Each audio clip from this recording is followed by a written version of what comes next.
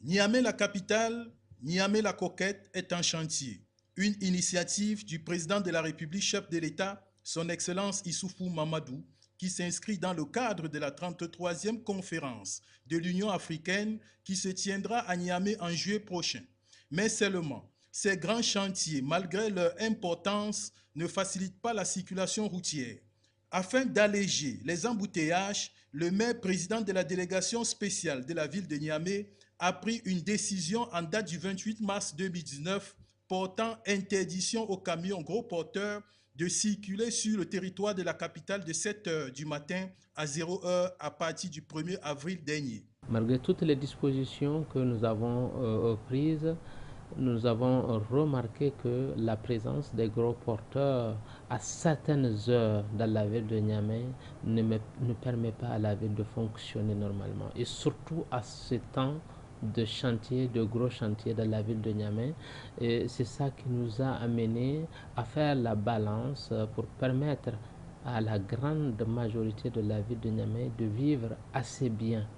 Parce que nous savons que autant que ces chantiers-là vont durer, nous aurons des contraintes, nous aurons des désagréments par rapport à la mobilité urbaine.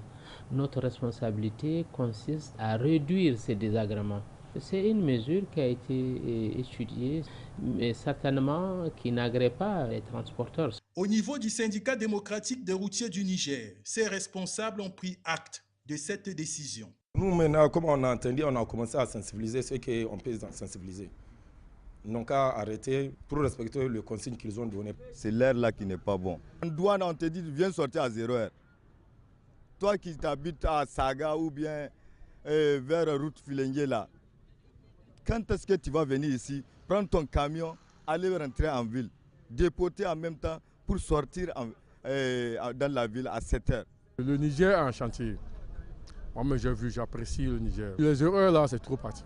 Au moins, si c'était parti dans les 20 h, maximum, c'est bon. Ce qu'on veut, nous, on n'a qu'à remettre l'heure de pointe là à 20 h là. Et puis, surtout maintenant qu'il n'y a même pas la voie. Quant aux usagers, la décision du maire président de la délégation spéciale de la ville de Niamey est salutaire. Dans les autres régions, les camions ont des heures d'entrée et de sortie.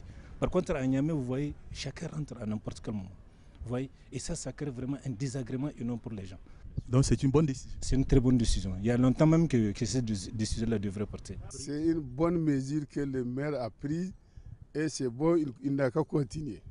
En perspective, des parkings sont en train d'être aménagés pour accueillir les gros porteurs. Nous sommes en train donc d'aménager les parkings, des lieux où ils vont s'arrêter là et prévoir une manutention à travers des petits véhicules qui vont rentrer dans la ville de Niamey. Nous avons une mobilité importante.